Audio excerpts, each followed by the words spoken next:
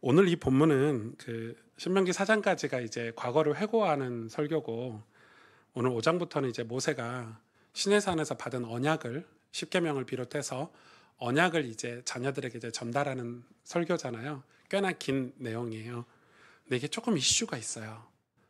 어떤 이슈가 있냐면 출애굽기 19장, 20장과 오늘 신명기 5장이 동일한 사건을 보고, 이게 왜 동일한 사건이죠?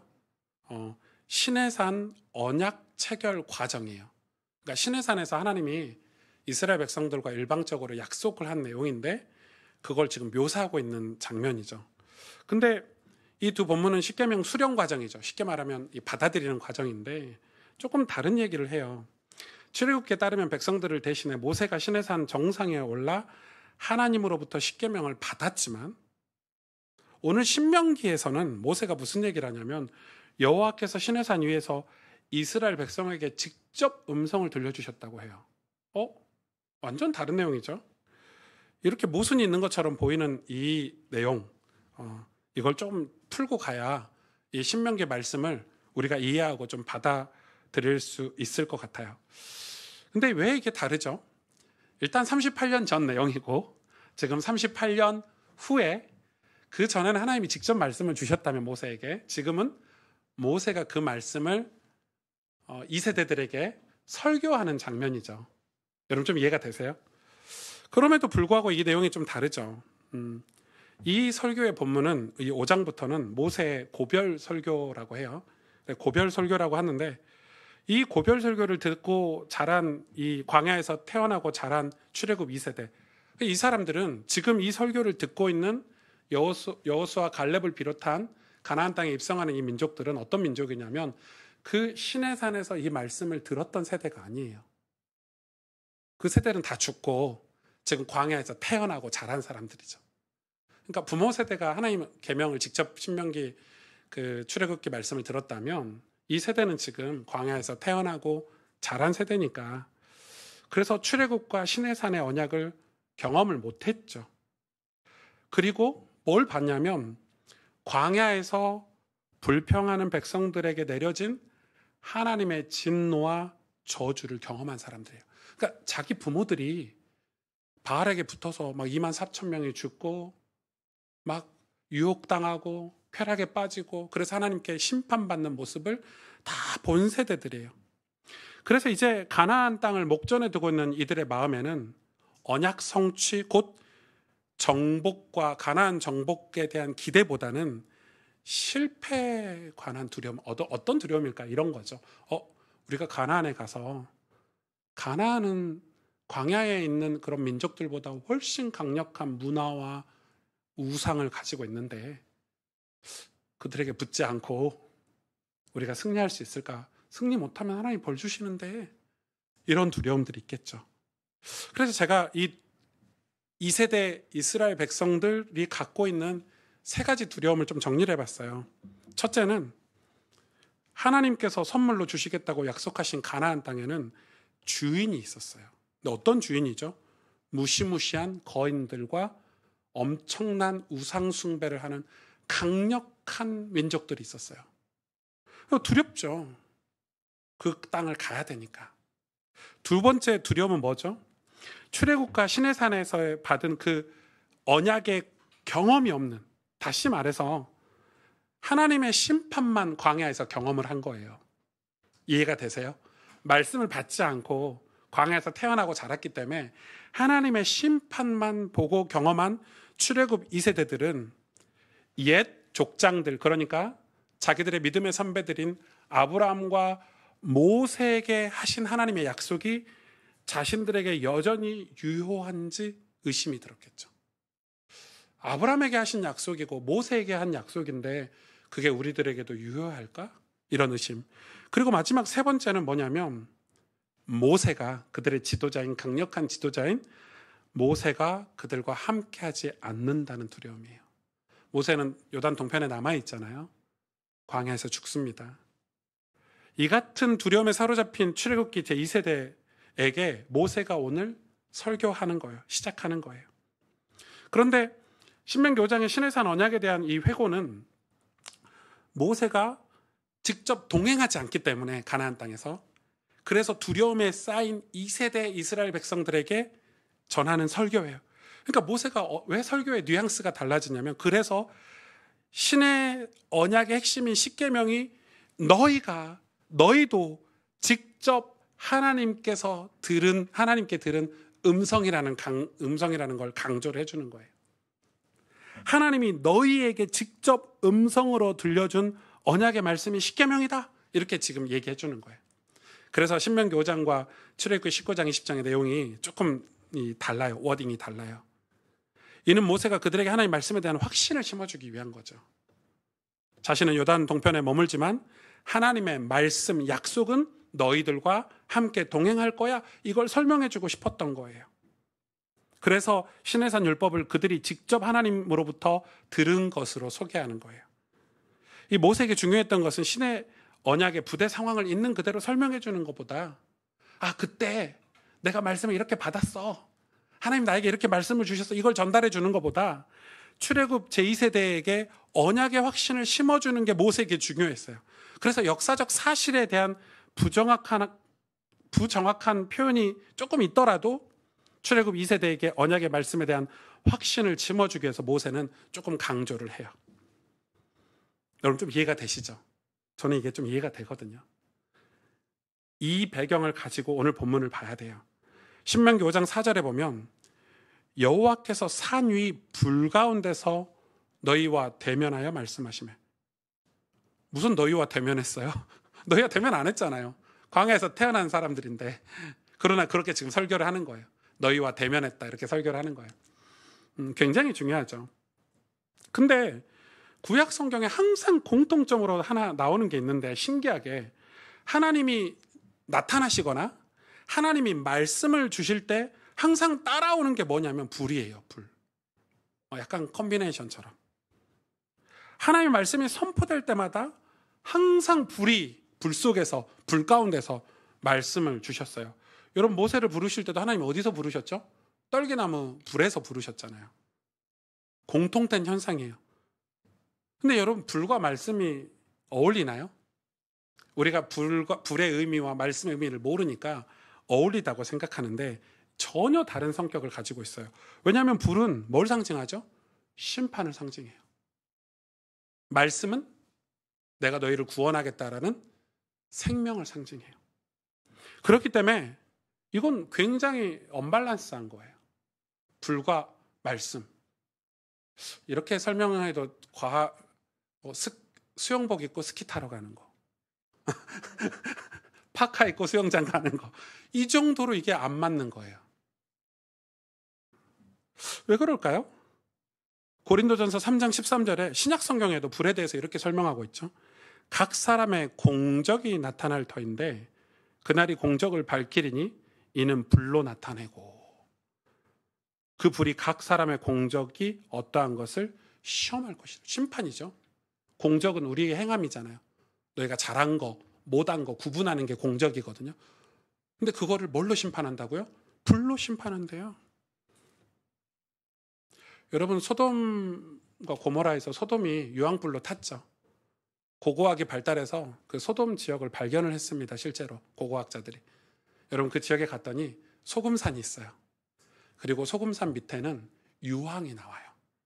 그래서 그 가스가 스파크에서 불이 난대요. 그게 다 발견돼서. 그런 자연현상을 하나님 이용하신 거죠. 그래서 실제로 소돔이 소금기둥, 소금산이 있고 또 유황불로 망했다는 게 증명이 되고 있어요. 고고학에서. 여러분 이런 고고학이 굉장히 중요하죠. 성경을 확인시켜 주는 거니까. 그런 것처럼 불은 모든 걸 다 태워버리는 성격이에요. 요한계시록 20장 14절 보세요. 사망과 음부도 불못에 던져지. 불못이 뭐죠? 불로 만든 호수, 연못 이러니까 불못에 던져진대요. 뭐가요? 사망과 음부까지도. 둘째 사망 곧 불못이라. 사망은 곧 불못이라. 불이 모여있는 곳이 사망이다.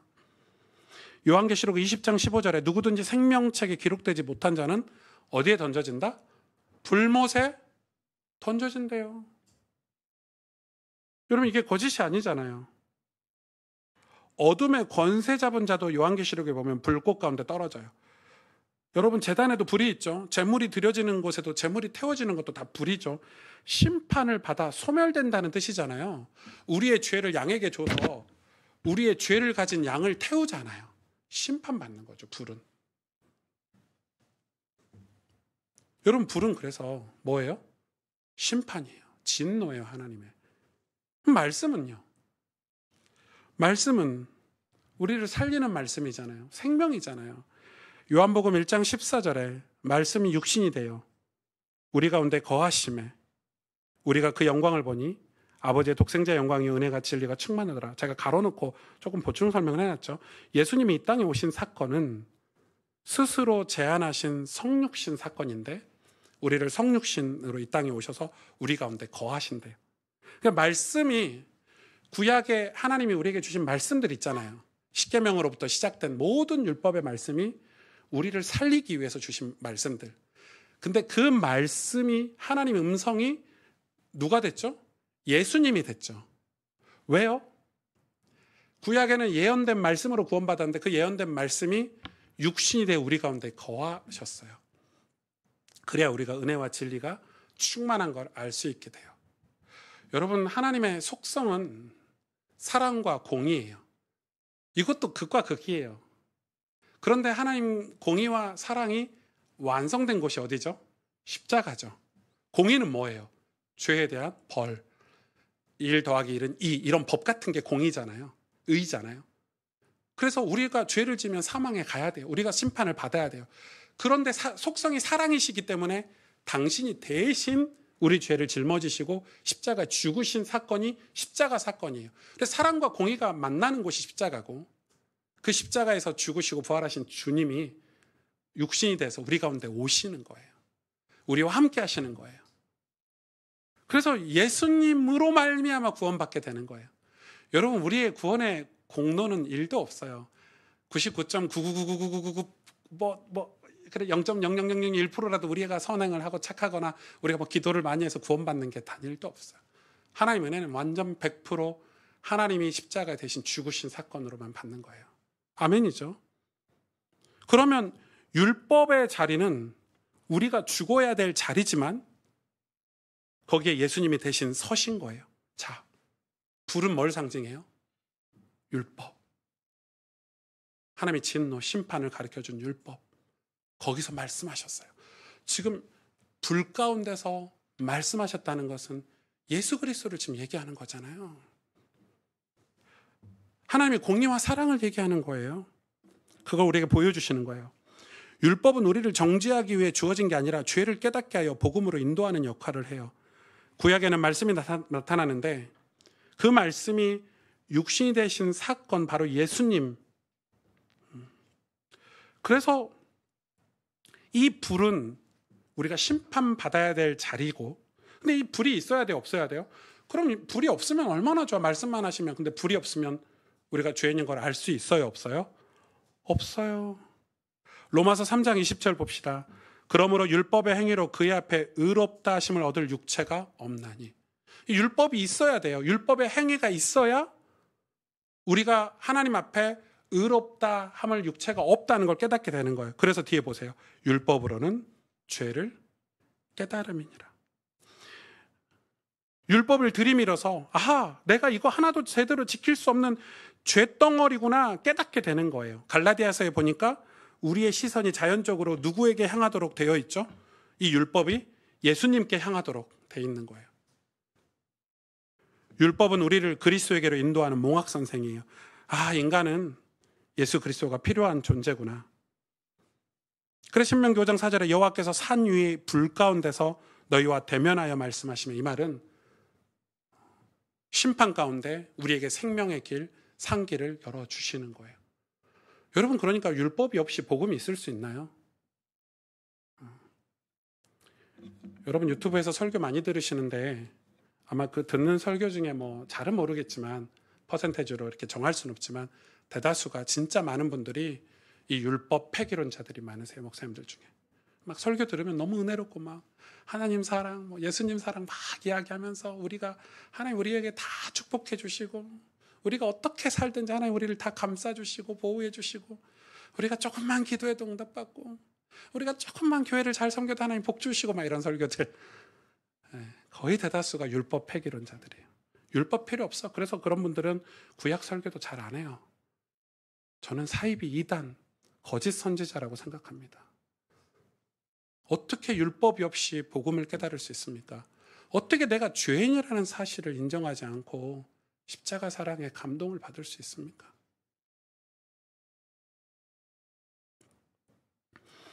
그래서 오늘 이 본문, 이 언약은 여호와께서 이 모세가 강조하는 게 우리 조상 아브라함과 또 자기와 맺은 언약이 아니라 오늘 너희에게도 이 언약이 이루어졌다. 그래서 이 신학적인 용어로 언약의 현재성 이렇게 얘기해요. 여러분 이건 외워두셔도 되죠. 언약의 현재성. 언약은 지금 우리에게도 이루어지고 있는 말씀인 거예요. 언약의 현재성. 이 언약이 근데 제일 먼저 누구하고 맺어졌죠? 아브라함. 아브라함을 믿음의 조상이라고 하잖아요. 근데 아브라함이 믿음의 조상이라고 불리는 것은 그의 믿음이 좋아서인가요? 아니에요. 여러분 창세기 아브라함 행적 읽어보면요. 우리의 오늘날 현대 크리스찬의 기준으로 보면 엉망진창이에요. 일단은 믿음의 조상다운 흔적이 하나도 없어요. 어쩌면 부끄러운 사건이 그의 인생에 더 많았어요. 그럼에도 불구하고 우리가 아브라함을 믿음의 조상이라고 부르는 것은 하나님의 전적인 은혜인데 여러분 이런 거죠. 개망나니 같은 사람들이 완전히 새롭게 되어 살아가면 우리를 그 사람 보고 뭐라 그러죠? 우와 저 사람 하나님의 은혜가 확실하네 이렇게 말하죠. 아브라함이 딱 그런 상황이에요. 왜냐하면 그는 일단 갈대아 우르 출신이에요. 우상을 만들어서 판매하는 집에 살았던 사람이에요.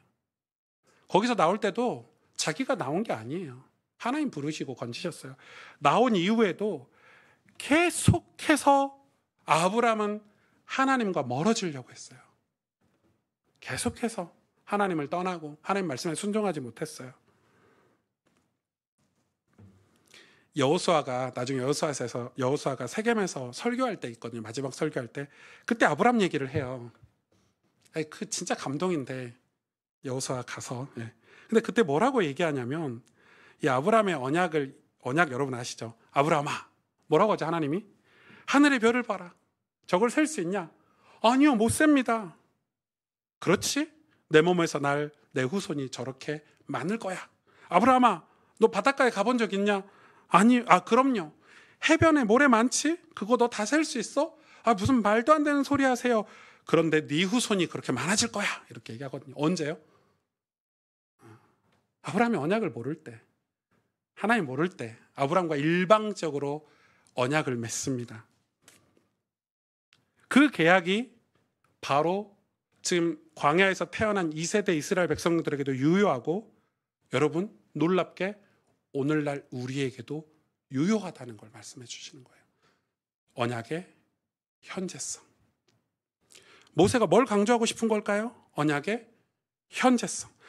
아브라함 때부터 세운 언약이지만 흐르고 흘러 오늘 살아있는 자녀들에게도 유산으로 물려주고 흘러가고 계승되어져야 한다는 것을 이렇게 표현하는 거예요. 여러분 사사기에 보면 홍해를 건너 하나님의 큰 일을 본 세대들이 사라지고 여러분 여호수아가 110살 때 죽거든요. 여호수아가 죽고 나서 사사시대가 돼요. 사사기 2장 10절에 무시무시한 단어가 하나 등장하는데 보실래요? 그 세대 사람도 다 그 조상에게로 돌아갔고 다 죽은 거죠. 믿음의 선배들이. 그 후에 일어난 다른 세대. 우린 다음 세대와 다른 세대를 잘 구분해야 돼요. 다른 세대. 근데 어떤 세대냐? 이 다른 세대가 여호와를 알지 못하며 여호와께서 이스라엘 위하여 행하신 일도 알지 못하였더라. 다른 세대가 일어난 거예요. 이것이 사사기의 칠흑 같은 어두움, 영적인 어둠을 여는 키워드가 돼요. 이 다른 세대가. 불행하게도 하나님의 큰 역사를 목도한 1세대가 지나가면서 그 후에 다음 세대가 아니라 다른 세대가 일어나 버렸어요. 이게 사사기 불행의 시작이에요. 그래서 사사기 마지막 절에 보면 사사기 맨 마지막 절 사사기 21장 25절에 보면 그때 이스라엘의 왕이 없으므로 각기 자기 소견대로 어떻게 했다? 옳은 대로 행했다. 이렇게 해서 사사기가 끝나요. 영적인 암흑이 찾아온 거죠.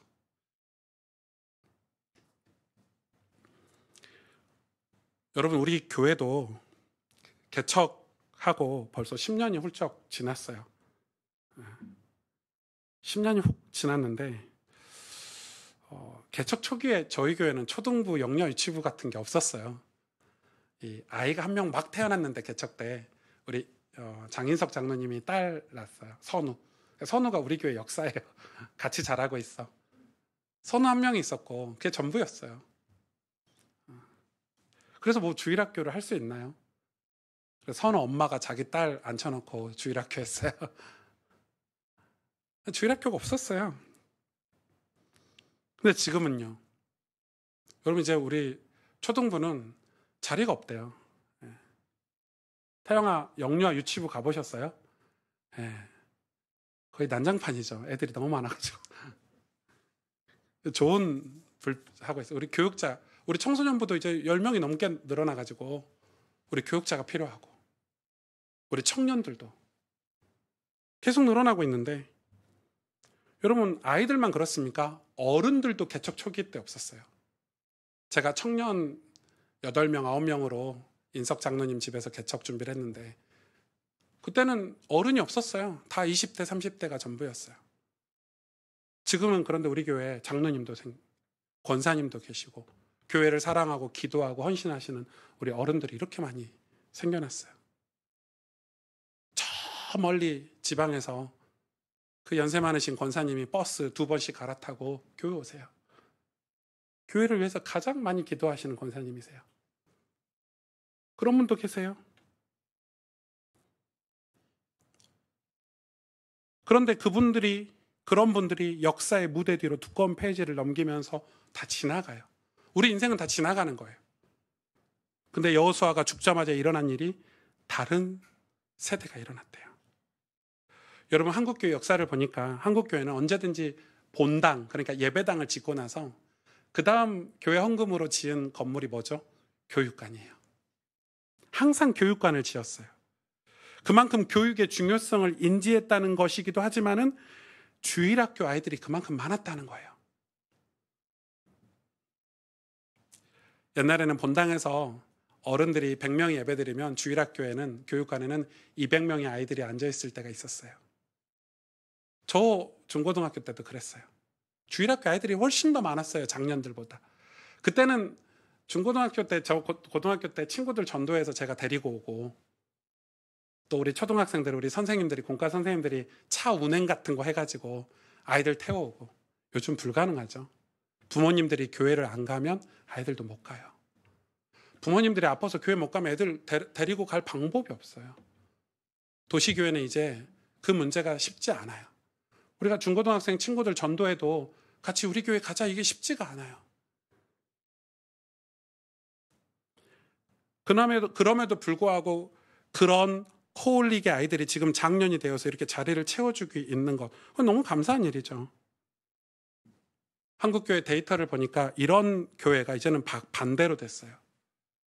보통 한국교회 1000명 성도를 재적수가 1000명이면 주일학교 100명. 성도가 100명이면 10명. 근데 우리는 진짜 감사한 거고 많은 거고. 이게 요즘 나와 있는 통계 자료예요. 작년에 10분의 1이 안 된대요, 주일학교가. 여러분, 그럼 미래는요?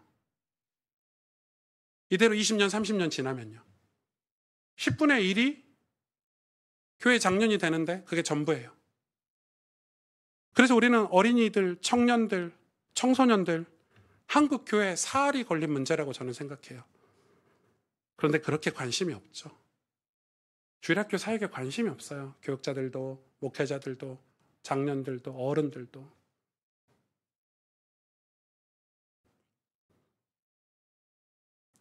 모세는 하나님의 언약이 과거 사건이 아니라 지금 이스라엘 백성들에게 주어진 말씀임을 강조를 해요. 모세의 사명은 다음 세대에 본인에게 주셨던 언약을 전달하는 거였어요. 신명기 6장이 이걸 강조하는데, 신명기 6장 4절에서 9절에 이스라엘아 들으라. 우리 하나님 여호와는 오직 유일하신 여호와이시니 너는 마음을 다하고 뜻을 다하고 힘을 다하여 내 하나님 여호와를 사랑하라. 오늘 내가 내게 명하는 이 말씀을 너는 마음에 새기고 내 자녀에게 부지런히 가르치며 집에 앉았을 때든지 길을 갈 때든지 누웠을 때든지 일어날 때든지 이 말씀을 강론할 것이며 너는 또 그것을 손목에 매어 기호를 삼으며 내 미간에 붙여 표로 삼고 또 내 집 문설주와 바깥문에 기록할지니라. 아멘. 왜 이렇게 강조를 하죠? 여러분 이걸 미간에 붙인대요. 하나님 말씀을. 이거 나보라고 붙이는 거예요? 이거 누구 보라고 붙이는 거예요? 다른 사람들. 집에서 자녀들 보라고 미간에 붙이는 거예요. 손목에 붙여서 기호를 삼으래요. 기호가 뭐예요? 기호식품. 시계를 왜 차죠? 습관적으로 시계를 보잖아요. 지금 몇 시지? 밥 먹을 땐가? 운동 갈 땐가? 회사 갈 땐가? 말씀을 그렇게 보라고 손목에 붙여서 이렇게까지 루틴화하고 습관을 만들라는 것은 너희 자녀들에게 이걸 전해야 되니까. 근데 그 이스라엘 백성이 가나안에서 그걸 했을까요? 안 했을까요? 못했죠. 못해서 사사시대가 나온 거예요. 다른 세대가 나온 거예요.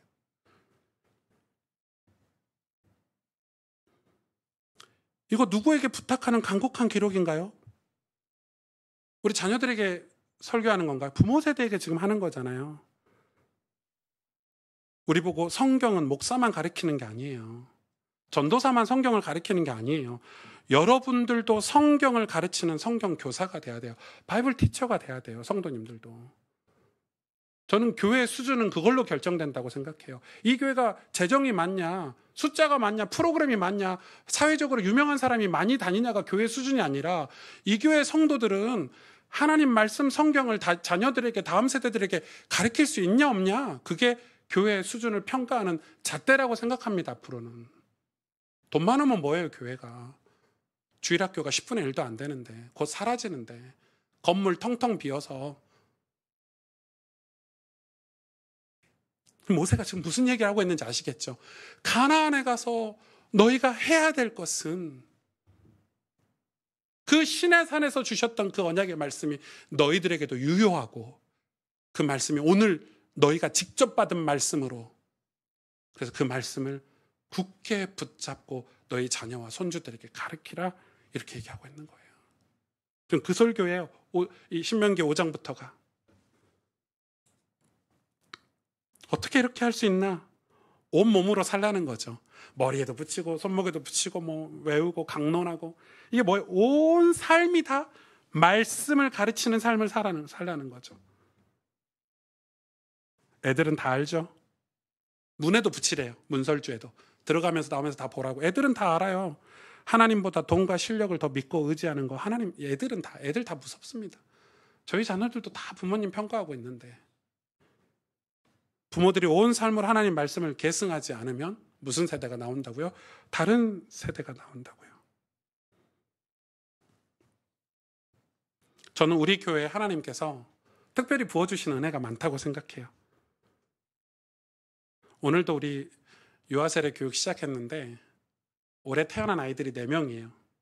그중에 3명이 유아세례를 받아요.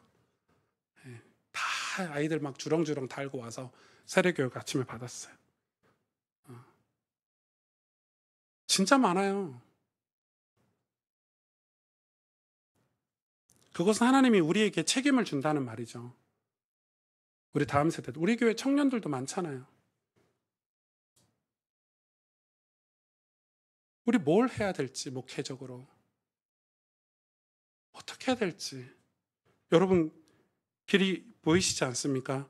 이런 역사의 중차대한 의식을 가지고 다음 세대에 대하여 온 교회가 에너지를 집중하고 지혜를 모으고 기도를 모아 다음 역사에 헌신하고 투자하는 복된 그런 우리의 헌신과 은혜가 있어야 되지 않을까요?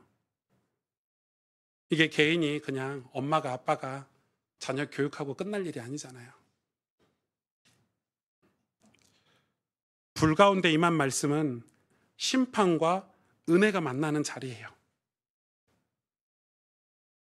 하나님 불 가운데서 우리에게 말씀을 주신 것은 우리가 심판받아야 될 자리에서 예수님이 쓰셔가지고 우리를 구원하시겠다는 거예요. 그 말은 우리 인생도 그래요. 우리 신앙생활도 그렇다고요. 여러분, 우리가 지금 걸어가는 길이 쉬운 길 아니에요. 이 혼탁한 시대를 걸어가야 돼요. 얼마나 혼탁한지 여러분 뉴스에서 계속 보고 계시잖아요. 캄보디아? 여러분, 캄보디아는 아무것도 아니에요. 제가 10년 전에 중국의 리수족을 가봤잖아요. 미얀마 이런 나라들은, 중국 국경에 있는 나라들은 전부 노예들. 이제 머리가 좋아져가지고 그걸로 보이스피싱하고 남의 돈 쉽게 가져다가 쓰고, 그 삶은 어떻게 되든지 신경도 안 쓰고, 악한 사람 중에 악한 사람 아닙니까? 그걸 걔네들 범죄 집단, 중국 쪽 범죄 집단만 하는 게 아니고, 그 범죄 집단이 돈으로 그 나라 정부, 뭐 미얀마 정부, 뭐 이런 정부들이 돈이 필요하니까 다 결탁을 해요. 여러분, 정치가 얼마나 악한지 몰라요. 우리 보고 왔잖아요. 그 소수 민족들이 어떻게 노예 생활하고 있는지. 산꼭대기에서 커피 농장에서 커피 따고, 아이디 신분증도 주지 않고, 병원도 못 가고, 등에 곱창이, 등에 그게 생겼는데 썩었는데 그 항생제가 하나 없어가지고 7년 8년씩 누워있고. 그렇게 혼탁한 시대에 우리가 어떻게 이 시기를 지나가야 되는지. 혼탁하다는 것은 나쁜 일만 있는 게 아니죠. 엄청난 유혹도 있어요. 요즘 시대처럼 쾌락, 음행, 우리를 유혹하는 것들이 이 미디어를 통해서 다 우리 아이들에게 전달되잖아요. 옛날에는 핸드폰이 없어서 청소년부 애들이 볼 수가 없었죠. 볼 미디어가 없어서 뭐 잡지책이나 돌아다니고 이랬는데, 요즘 우리 아이들은 어른들보다 더 많은 걸 알고 있습니다. 그러나 정확히 분별하고 기준을 가지고 있지는 않죠. 이런 심판의 때 우리는 말씀으로, 생명의 말씀으로 우리가 그들을 양육하고 세워야 된다는 거예요. 그러므로 교회는 반드시 다음 세대에 이 언약을 전해야 돼요. 앉든지 길에 가든지 누워있든지 일어날 때든지 온 삶으로 복음을 증거해야 돼요.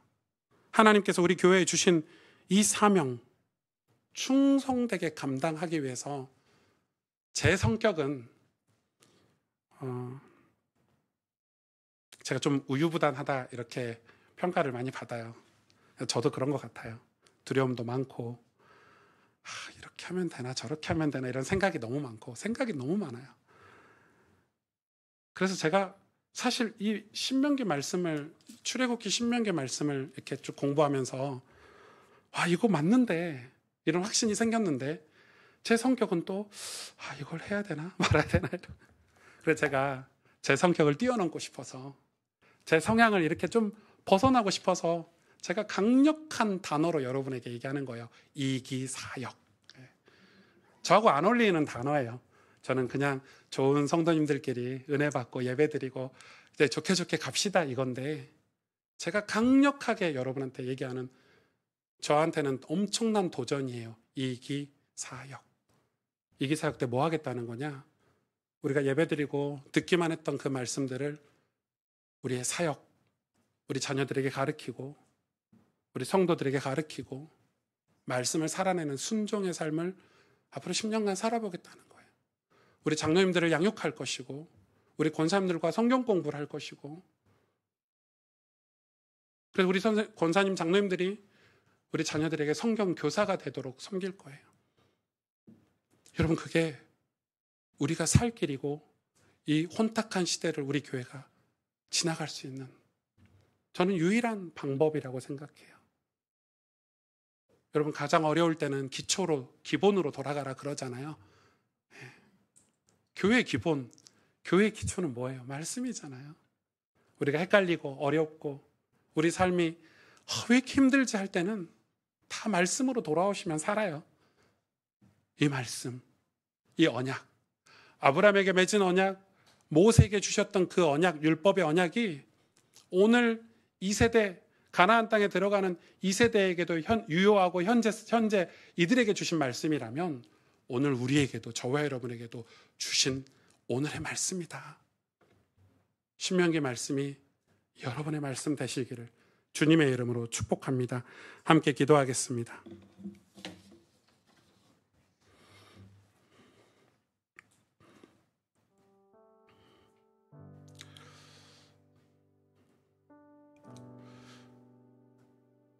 신명기 말씀을 공부하고 여러분하고 나누는데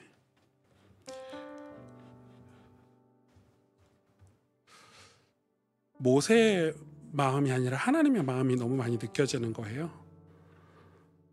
하나님은 자기 백성을 구원하시고 방치하는 게 아니라 구원받은 백성을 가르치시고 양육하셔서 하나님 당신의 영광, 그 의의 면류관을 주시길 원하시잖아요. 사망의 음침한 골짜기를 지나서 푸른 초장이 나온다는 것은 눈물의 골짜기를 지나서 바울의 고백처럼 의의 면류관을 받을 수 있다는 것은 저와 여러분이 이 땅에 사는 세월이 다 의의 사망의 음침한 골짜기고 눈물의 골짜기라는 거죠. 거기서 하나님은 우리에게 목자를 주셨는데 그 목자가 예수님이에요. 양이 풀을 뜯다가 목자의 음성을 듣고 따라가죠. 사망의 음침한 골짜기 가운데 예수님이 말씀이 되셔서 우리 가운데 거하신대요. 그래서 그 말씀을 듣고 그 음성을 듣고 따라가면 사는 거예요. 푸른 초장에 나오는 거예요. 의의 면류관 받는 거예요. 그래서 하나님은 이 신명기 말씀을 계속해서 자녀들에게 강조해서 주고 계세요. 말씀을 배워라. 말씀 대신 예수 그리스도를 따르라. 하나님 말씀이 우리 신앙의 기준이 돼야 돼요. 우리 가스펠 교회가 도대체 어떻게 뭘 해야 되냐? 저는 예수님 따라가면 된다고 생각해요. 우리 성도님들이 어떤 성도님들이 돼야 되냐? 예수님 따르는 성도님들이 되는 거예요. 그게 말씀이에요. 그래서 그걸 습관화하자는 거예요. 말씀을 따르고 하나님의 음성을 듣고 사는 삶이 습관이 될 때, 내 본성이 될 때 우리는 완전 승리하겠죠. 하나님, 주님 말씀을 따르고 싶습니다. 말씀 위에 서 있고 싶습니다. 우리 시간 하나님 말씀 붙잡고 함께 하나님 앞에 간절히 기도하도록 하겠습니다. 하나님 아버지 감사합니다. 주님을 따르고 주님을 의지하는 하나님의 백성 되기를 원합니다. 주님을 온전히 의지하고 나아가는 저희들 되게 하여 주시옵소서. 하나님, 우리는 힘이 없고 연약하지만 우리에게 약속하신 일방적으로 언약을 체결하신 그 언약을 기억하기를 원합니다. 주님, 그래서 그 말씀을 따라서 이 혼탁한 시대를 지나가고 싶습니다. 그 말씀이신 예수 그리스도를 따라가기를 원합니다. 주님을 의지하고 바라보고 사모하는 마음으로 얘기해 주시고 우리 교회도 이 귀한 백성들도 주님 따라서 갈 수 있도록 힘 주시기를 원합니다. 그냥 혼자만 따라가는 게 아니라 우리 자녀들도 함께 갈 수 있도록, 우리 다음 세대들도 말씀의 사역자로 세워질 수 있도록 주님 우리 교회에 은혜를 베풀어 주시옵소서. 우리의 사역이 하나님 주님 말씀을 붙드는 사역 될 수 있도록 축복하여 주시기를 원합니다.